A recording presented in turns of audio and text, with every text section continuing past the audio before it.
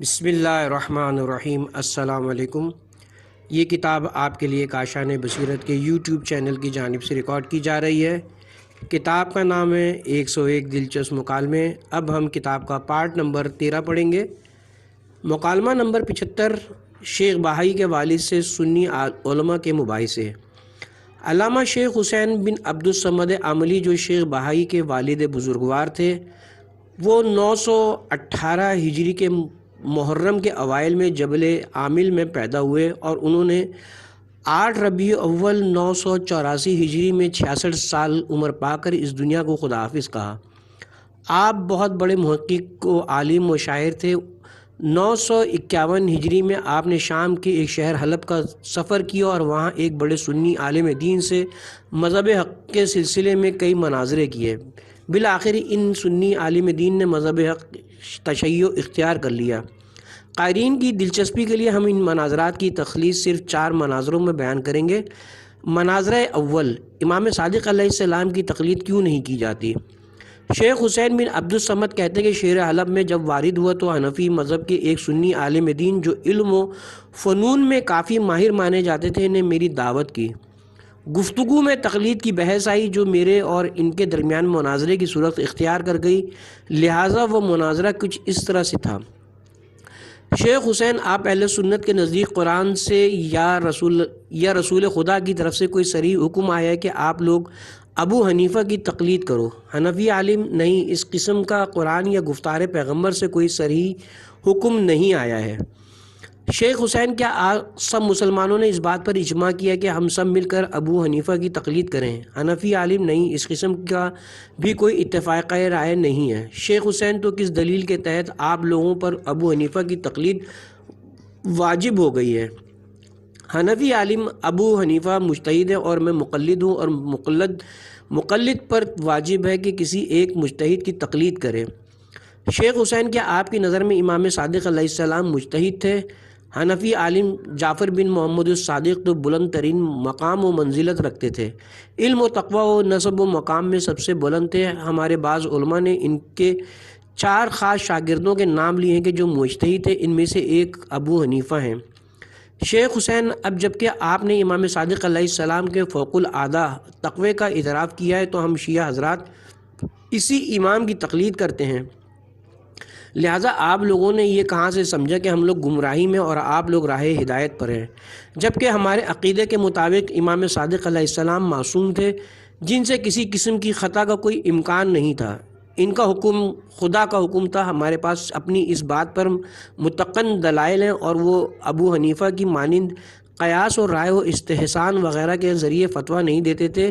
جبکہ ابو حنیفہ کے فتووں کے بارے میں احتمال خطا ہے، جبکہ امام صادق علیہ السلام کے سلسلے میں اس قسم کا کوئی احتمال نہیں ہے۔ بالفرض اگر ہم ان کی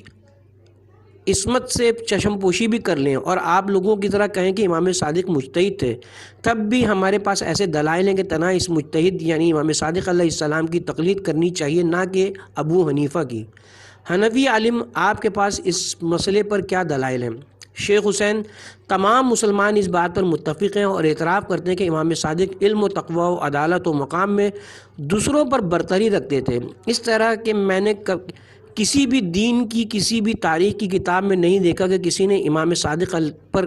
کسی نے کوئی اعتراض کیا ہو۔ شیعوں کے دشمنوں کے پاس تمام امکانات و قدرت و جمعیت زیادہ ہونے کے باوجود امام صادق کی شان میں کوئی ناسزا بات نہ کہہ سکے۔ یہ فوقیت خود ایک بڑا امتیاز ہے، لہٰذا یہ کس طرح ممکن ہے کہ ہم ایسے آقا و مولا کی تقلید جن کے بارے میں تمام علماء اسلام فوقیت علمی اور تقوی کا اعتراف کرتے ہیں چھوڑ دیں، جبکہ دوسروں کی تقلید جو اعتراض و اشکالات پر مشتمل ہو اختیار کریں، جبکہ مسئلہ تقلید و عدم شک وغیرہ اثبات عدالت پر موقوف ہیں۔ چنانچہ یہ خود ایک تفصیلی بحث ہے جو اپنے مورد میں تفصیلاً آئے گی۔ دوسری طرف آپ لوگوں کے امام غزالی جنہوں نے کتاب المبہول لکھی ہی ابو حنیفہ پر اعتراض پر ہے، اسی طرح بعض دیگر شافعی علماء نے کتابیں لکھی ہیں، لہٰذا بغیر کسی تردد کے ایسے شخص کی تقلید کرنا جو علم و تقوی و عدالت میں سب کے نزدیک معتمد علیہ و واجب ہے۔ تمام محققین کے اجماع کے پیش نظر راجح فتوے کے سامنے مرجوح فتوے پر عمل کرنا جائز نہیں ہے۔ دوسری بات یہ کہ ہم شیعوں کے عقیدے کے مطابق امام صادق علیہ السلام اہل بیت رسول خدا ہیں، جو سورہ احزاب کی آیت نمبر 33 کی تصریح کے تحت ہر طرح کی نجاست و انحراف سے پاک ہیں۔ چنانچہ علامہ لغوی ابن فارس اپنی کتاب کی تصریح کرتے ہوئے کہتے ہیں کہ امام اہل بیت پیغمبر سے ہیں، جبکہ ابن فارس مشہور و معروف علماء اہل سنت سے ہیں، اور وہی مقام عصمت ہے جو شیعہ امام صادق علیہ السلام کی عصمت کے قائل ہیں۔ لیکن ابو حنیفہ کے بارے میں اجماع ہے کہ وہ اہل بیت پیغمبر سے نہیں تھے، لہٰذا خود قرآن کی تصریح کے پیش نظر ضروری ہے کہ ایسے افراد کی تقلید کی جائے جو ہر قسم کی خطا و لغزش سے پاک و منزہ ہو،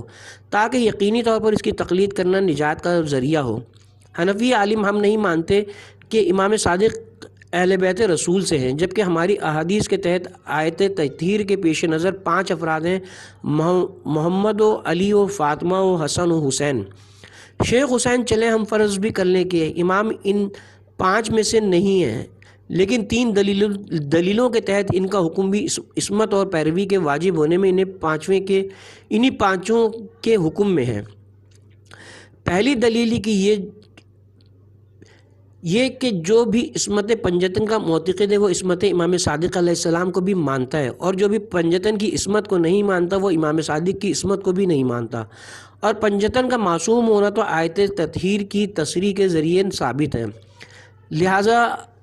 عصمت امام صادق علیہ السلام بھی ثابت ہے، کیونکہ علماء اسلام کی اتفاق رائے کے تحت امام صادق و پنجتن کی عصمت میں کوئی فرق نہیں ہے، اور تنہا پنجتن کی عصمت کا اعتقاد رکھنا بغیر عصمت امام صادق کا اعتقاد رکھے اجماع مسلمین کے خلاف ہے۔ دوسری دلیل یہ ہے کہ تمام راویوں سیرت لکھنے والوں سے یہ بات معلوم و مشہور ہے کہ امام صادق اور ان کے اجداد میں سے کوئی بھی تحصیل علم کے لیے کسی کے پاس بھی نہیں گئے۔ کسی نے بھی نہیں لکھا کہ معصومین میں سے کسی نے علماء تسنن کے کسی درس میں شرکت کی ہو، بلکہ سب نے اس بات کو نقل کیا کہ امام صادق اپنے علم اپنے والد امام باقر اور انہوں نے اپنے والد امام سجاد اور انہوں نے اپنے والد امام حسین سے تحصیل علم کیا ہے، اور امام حسین تو اجماع مسلمین کے تحت اہل بیت پیغمبر سے ہیں۔ لہٰذا کسی بھی امام کے فرمان از ہے سے اجتہاد کے نہیں ہیں۔ کبھی بھی ایسا نہیں ہوگا کسی چھوٹے یا بڑے نے ائمہ معصوم میں سے کسی سے کوئی سوال کیا ہو اور آپ لوگ جواب دینے میں کتابوں کے مطالعے کی طرف محتاج ہوئے ہوں۔ خود معصومین نے اس بات کی تصریح کی ہے کہ ہم میں سے ہر ایک کا قول ان کے پدر بزرگوار کا قول ہے، اور پدر بزرگوار کا قول قول رسول ہے، اور یہ بات تو ہمارے نزدیک بطور متقین ثابت ہے، کیونکہ پیغمبر کا بھی تو فرمان ہے کہ ہمارا اول و آخر و اوسط وہ سب کے سب محمد ہیں، یعنی جو اول کا قول ہے وہی اوسط کا، آخر کا، بلکہ سب کا وہی قول ہے۔ لہٰذا قول امام صادق علیہ السلام بھی وہی قول رسول ہے جو اس کائنات سے ظلم و جہالت و بربریت کو ختم کرنے آئے۔ تیسری دلیل یہ کہ آپ لوگوں کی مورد قبول مختلف اور متعدد روایات سے نقل ہے کہ حدیث ثقلین جو عبارات مختلف کے باوجود ایک ہی معنی کو بیان کرتی ہے، جو پیغمبر اکرم نے فرمایا: میں تمہارے درمیان 2 مہم و گراں قدر چیزیں چھوڑے جا رہا ہوں، اگر ان سے تمسک رکھا تو ہرگز گمراہ نہیں ہو گئے۔ وہ 2 چیزیں، ایک کتاب خدا ہے اور دوسری میری اطرت جو میرے اہل بیت ہیں۔ یہ حدیث واضح طور پر بتا رہی ہے کہ قرآن و اطرت پیغمبر سے تمسک کے نجات کا سبب ہے، جبکہ تمام مسلمین میں صرف شیعہ ہی ان دونوں کو ماننے والے ہیں، کیونکہ غیر شیعہ اطرت پیغمبر کو تمام انسانوں کی طرح سمجھتے ہیں اور دوسروں سے تمسک کرتے ہیں۔ حدیث ثقلین ہرگز یہ نہیں کہہ رہی ہے کہ میں تمہارے درمیان قرآن و ابو حنیفہ یا قرآن و شافعی وغیرہ کو چھوڑے جا رہا ہوں۔ لہٰذا یہ کس طرح ممکن ہے کہ اطرت پیغمبر سے ہٹ کر دوسروں سے تمسک کر کے نجات مل سکے؟ لہٰذا یہی مطلب اس بات کا اقتضا کرتا ہے کہ امام صادق جیسوں کی تقلید کی جائے، اس لیے کہ ان جیسوں کی تقلید کرنا اطرت پیغمبر سے تمسک کرنا ہے، اور اس میں تو شک ہی نہیں کہ امام صادق کی پیروی ابو حنیفہ کے مقابلے میں برتری رکھتی ہے۔ مناظرہ دوم، مذاہب اربعہ کی نسبت مذہب تشیع کیوں مشہور نہیں؟ پہلے مناظرے میں جب امام صادق کی تقلید کی برتری ثابت ہو گئی تو حنفی عالم کہنے لگے صحیح ہے، اس میں کوئی شک نہیں کہ امام صادق نے علم اپنے اجداد سے سیکھا اور دوسروں پر علم و عمل و تقوی کے لحاظ سے برتری رکھتے ہیں اور اپنے مقلدین کی نجات کا باعث ہیں، مگر پھر بھی مذہب اتنا مشہور نہیں ہے جتنے یہ چار مذاہب حنفی و مالکی و حنبلی و شافعی مشہور ہیں۔ شیخ حسین، اگر آپ کا مقصد یہ کہ مذہب شافعی و حنفی وغیرہ نے مذہب تشیع کو نقل نہیں کیا تو صحیح ہے، لیکن ان کا نقل نہ کرنا ہمارے لیے کوئی نقصان دہ نہیں ہے، کیونکہ ہم نے بھی ان کے مذہب کو نقل نہیں کیا اور اسی طرح ان چاروں مذاہب نے بھی ایک دوسرے کے مذہب کو نقل نہیں کیا، اور یہ نقل نہ ہونا بھی آپ لوگوں کے لیے کوئی نقصان دہ نہیں ہے۔ اور اگر آپ کا مقصد یہ کہ کسی بھی مسلمان نے مذہب تشیع کو نقل نہیں کیا تو آپ کا یہ دعویٰ بے بنیاد ہے، کیونکہ خود شیعہ جو مسلمانوں میں عظیم لوگ ہیں انہوں نے اور بہت سے اہل سنت اور باقی اسلامی فرقوں نے بھی گفتار و آداب و عبادات میں جعفری مذہب مکتب اہل بیت کو نقل کیا ہے۔ خود شیعوں نے مطالب مذہب تشیع کو نقل کرنے میں بڑا اہتمام کیا ہے،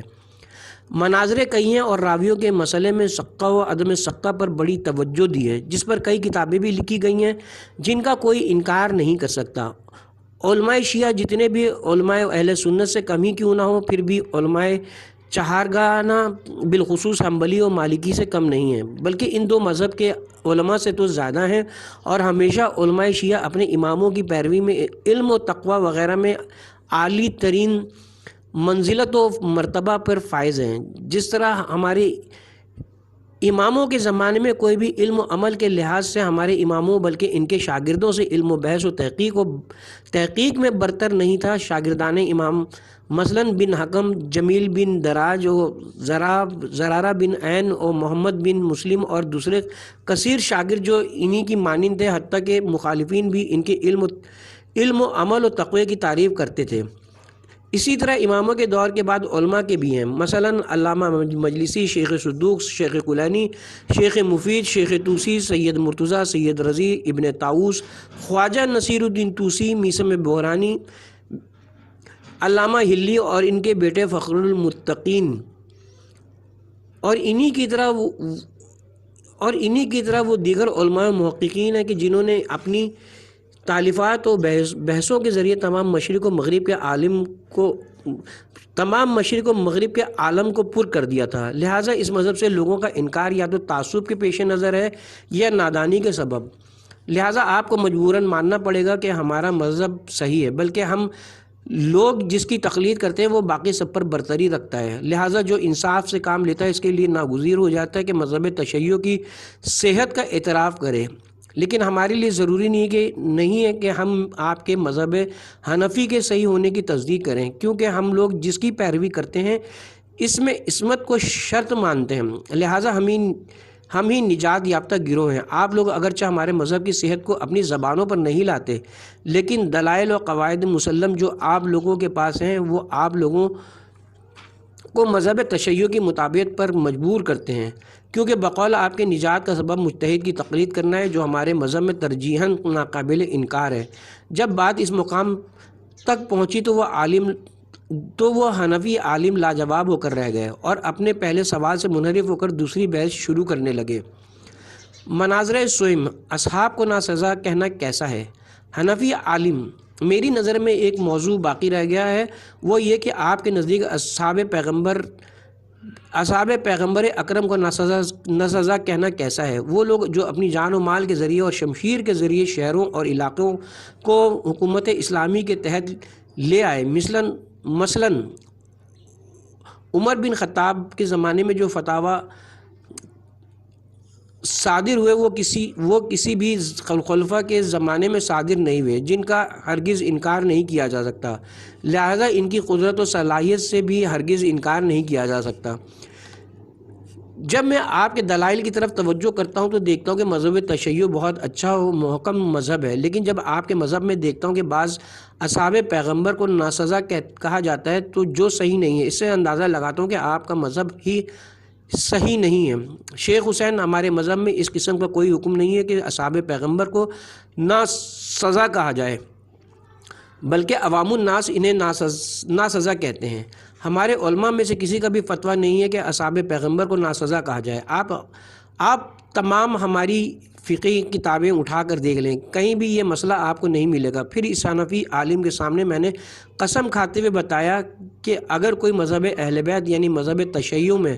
1000 سال بھی زندگی گزارے، ولایت اہل بیت کو قبول کرتا ہو، ان کے دشمنوں سے بیزار ہو اور ہرگز کسی بھی صحابہ رسول کو ناسزا نہ کہتا ہو، تو وہ ہرگز خطا وار نہیں ہے اور نہ اس کے ایمان میں کوئی کمی آنے والی ہے۔ حنفی عالم نے جب میری یہ بات سنی تو اس کا چہرہ کشادہ ہو گیا، اس نے خوشی کا اظہار کیا، گویا کہ میری بات کی تصدیق کر رہا ہو۔ اسی اثنا میں میں نے اس سے کہا کہ جب کہ آپ کے نزدیک علم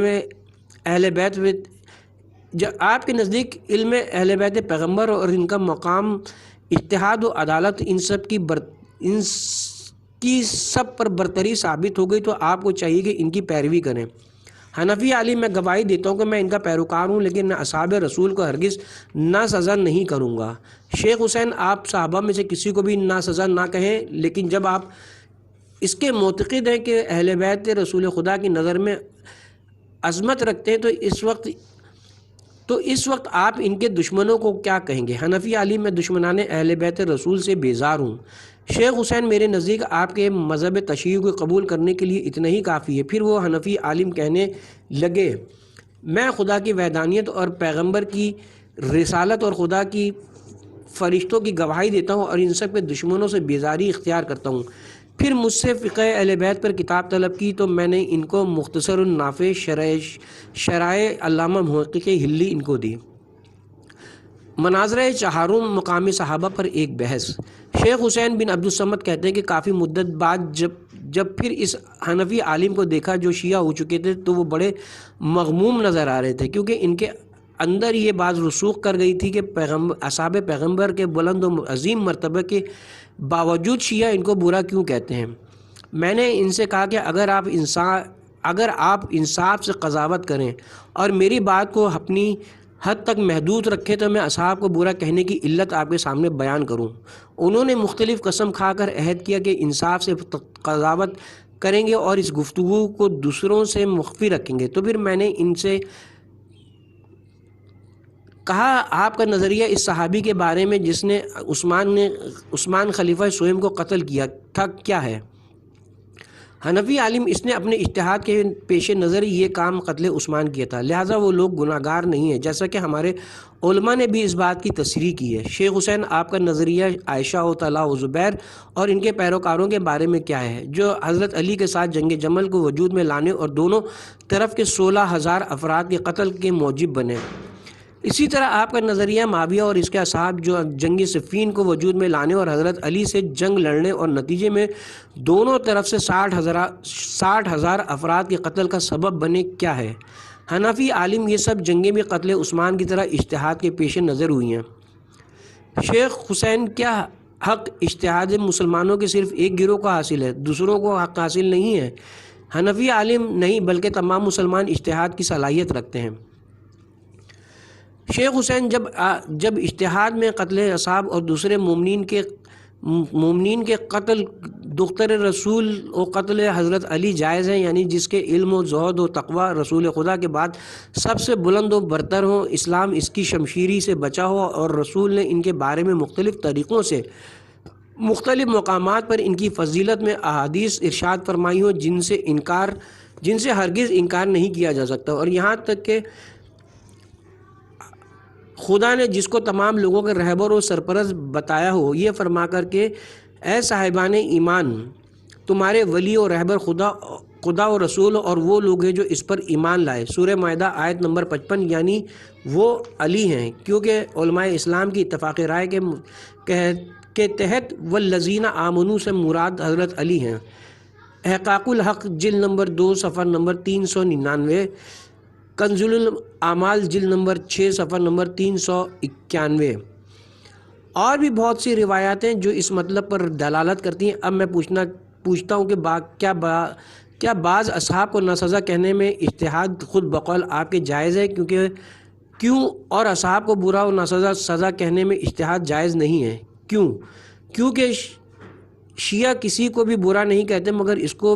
برا و ناسزا کہتے ہیں جس نے علی الاعلان اہل بیت رسول کے ساتھ دشمنی کی، لیکن جو اہل بیت رسول سے مخلصانہ محبت کرتے ہیں ہم بھی ان سے محبت کرتے ہیں،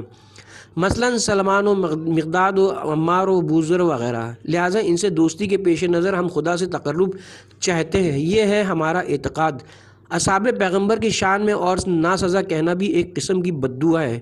خدا کی مرضی اسے قبول کرے یا نہ کرے۔ جس طرح صحابہ کا خون گرانا ہے اور یہ معاویہ تھا جس نے سب و شتم حضرت علی اور ان کے خاندان پر قرار دیا، اس طرح کے 80 سال حکومت بنی امیہ میں یہی رائج رہی، مگر پھر بھی مقام و منزلت علی میں ذرا برابر بھی کمی نہیں آئی۔ اسی طرح شیعوں کا دشمنان خاندان رسالت کو برا کہنا اپنے اجتہاد کی بنا پر صحیح ہے۔ یہ لوگ اگر فرضاً اپنے اجتہاد میں خطا بھی کر جائیں پھر بھی گناہگار نہیں ہیں۔ مزید وضاحت: اصحاب پیغمبر بھی کئی طرح کے تھے، بعض سچے تھے، بعض منافق تھے، اور خدا کا بعض اصحاب کی تعریف کرنا اس بات پر دلالت نہیں کرتا کہ دوسرے صحابیوں کا فسق و فجور و کفر ختم ہو جائے اور وہ بھی اس تعریف میں شامل ہو جائیں۔ لہذا ہمارا اجتہاد رسول خدا کے منافق صحابیوں کو برا کہنے میں ہے، نہ کہ ہم سب کو برا کہتے ہیں۔ حنفی عالم کیا اجتہاد بغیر دلیل کے صحیح ہے؟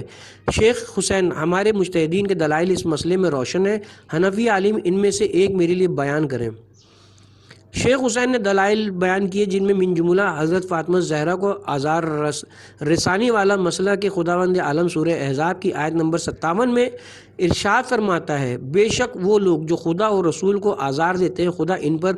دنیا و آخرت میں لعنت بھیجتا ہے۔ نمبر 76 آیت رضوان و طعن اصحاب۔ مجھے یاد ہے کہ ایک دفعہ میری ایک شافعی عالم سے ملاقات ہوئی جو کسی حد تک قرآن و حدیث سے واقف تھا۔ اس نے شیعوں پر اپنے اعتراضات کو اس طرح سے شروع کیا کہ شیعہ اصحاب پیغمبر پہ لعن طعن کرتے ہیں اور یہ کام خلاف قرآن ہے، لہٰذا جو لوگ خدا کی خوشنودی کا باعث ہیں ان کے بارے میں ہرگز بدگوئی نہیں کرنی چاہیے، کیونکہ خداوند عالم سورہ فتح کی آیت نمبر 18 میں فرماتا ہے کہ خداوند عالم مومنین سے راضی ہو گیا جنہوں نے اس درخت کے نیچے آپ کے ہاتھ پر بیعت کی ہے، خدا ان کے قلوب میں جو کچھ ہے جاننے والا ہے، لہٰذا انہیں قلبی سکون عطا کیا اور عنقریب ان کے نصیب میں فتح ہوگی۔ یہ آیت اس وقت نازل ہوئی جب پیغمبر اکرم ہجرت کے 6 سال ماہ ذی الحجہ میں 1400 مسلمانوں کے ہمراہ عمرے کے ارادے سے مدینے سے مکے کی طرف چلے۔ ابو بکر و عمر و عثمان و طلحہ و زبیر وغیرہ بھی ان کے ساتھ تھے، لیکن جب اسفان جو مکہ سے قریب ایک آبادی تھی پہنچے تو معلوم ہو کہ مشرقین مسلمانوں کو مکے میں داخل ہونے سے روکیں گے، چنانچہ پیغمبر اکرم نے مکہ سے 20 کلومیٹر دور حدیبیہ جہاں پانی اور درخت وغیرہ تھے توقف کیا تاکہ صحیح خبر معلوم ہو جائے۔ اسی دوران پیغمبر اکرم نے عثمان کو سرداران قریش سے مذاکرہ کرنے کے لیے مکہ بھیجا۔ کافی دن تک ان کی کوئی خبر نہ مل سکی، لہٰذا مشہور ہونے لگا کہ مشرقین نے عثمان کو قتل کر دیا ہے۔ اسی دوران پیغمبر اکرم نے شدت عمل کا ارادہ کیا اور اسی درخت کے نیچے مسلمانوں کو حاضر کیا اور تجدید بیعت لی، جو بعد میں بیعت رضوان کے نام سے مشہور ہو گئی۔ پیغمبر اکرم نے مسلمانوں سے عہد لیا کہ اپنے خون کے آخری قطرے تک مشرقین سے جنگ میں مقاومت کریں گے، لیکن تھوڑی دن گزرے تھے کہ عثمان صحیح و سالم لوٹ آئے۔ اس بیعت کی خبر سے مشرقین مرعوب ہو گئے اور سہیل بن عمر کو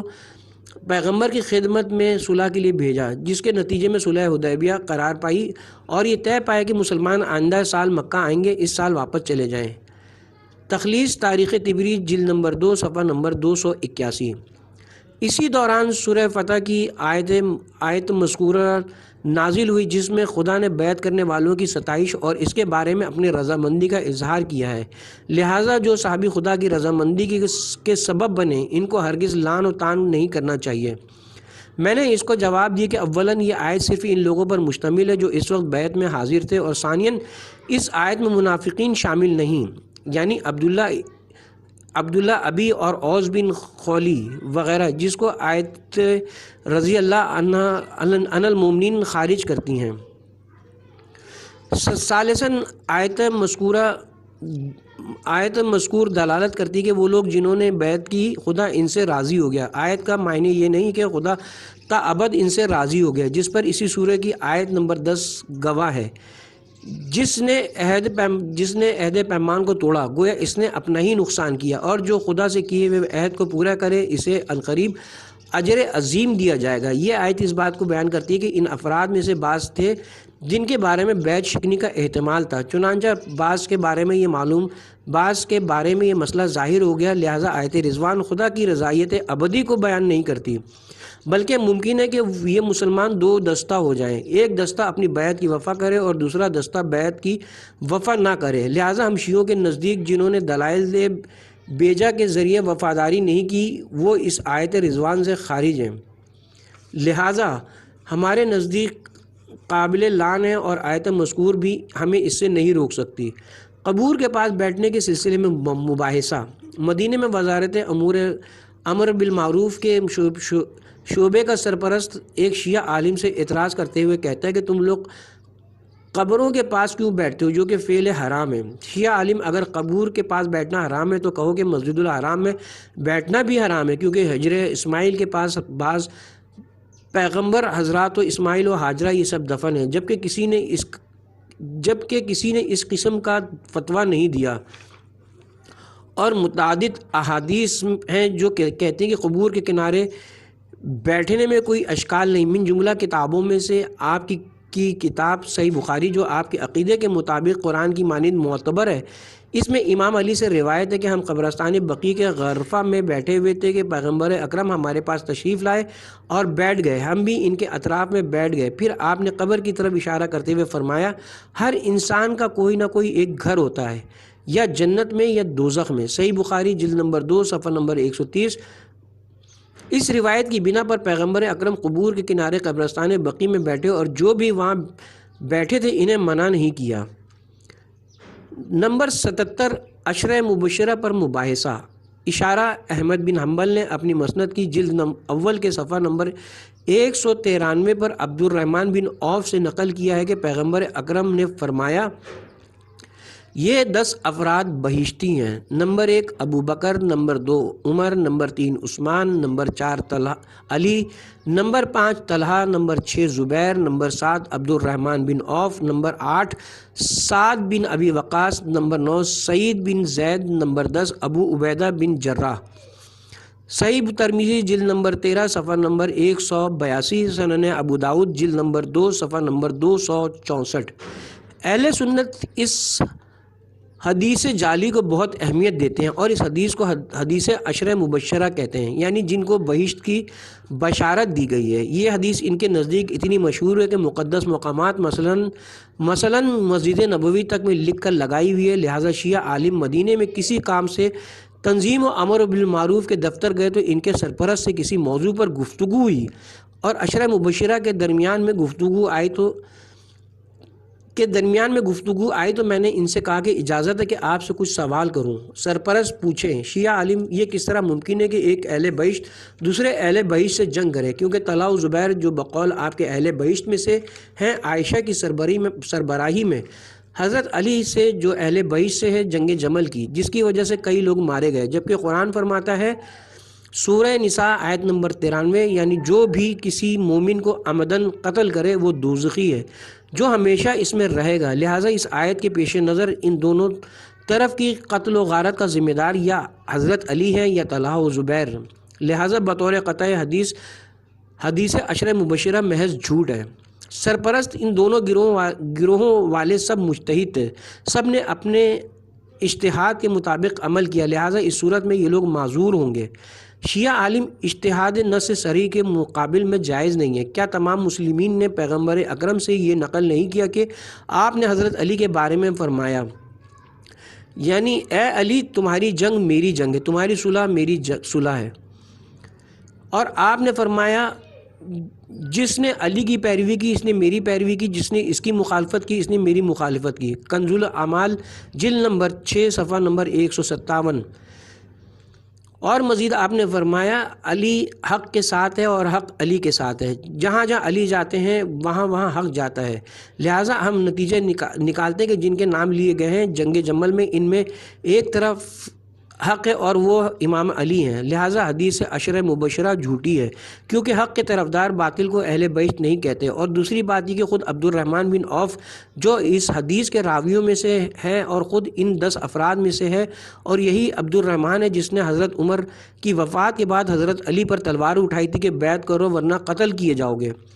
اور اسی عبد الرحمن نے حضرت عثمان کی مخالفت کی۔ عثمان اسے منافق کہتے تھے، لہٰذا کیا ان سب باتوں کے پیش نظر یہ افراد سوائے علی کے ممکن ہے کہ ان کو اہل بہشت کہا جائے؟ ابو بکر و عمر جو بقول آپ کے بہشت کی بشارت لے چکے ہیں، وہ حضرت فاطمہ